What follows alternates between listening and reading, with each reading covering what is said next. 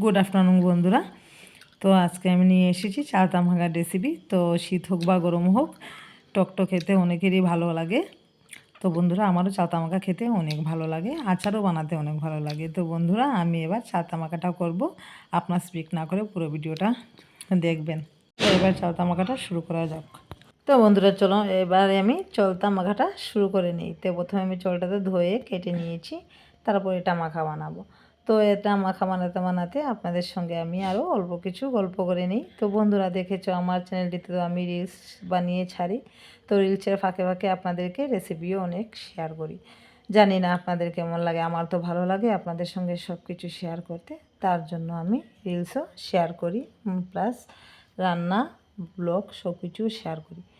তো আপনাদের সঙ্গে কথা বলতে বলতে আমার চালতা মাখাটা তো হয়েই এসেছে। তো বন্ধুরা, কী বলবো, চালতা মাখাটা তো দারুণ হয়েছে, বলার মতো না। তো আমার এই চালতা মাখা রেসিপিটা বন্ধুরা কেমন হয়েছে, যদি ভালো লাগে থাকে তাহলে লাইক শেয়ার সাবস্ক্রাইব করবেন। আর এরকম ছোটো ছোটো মিনি ব্লগ পেতে আমার চ্যানেলটি আপনারা স্কিপ না করে পুরো দেখবেন। তো বন্ধুরা, আমার এই নতুন চ্যানেলটিতে আপনারা আমার পাশে থাকবেন। তো আজকের মতো আমার ব্লগটা এখানেই শেষ করলাম।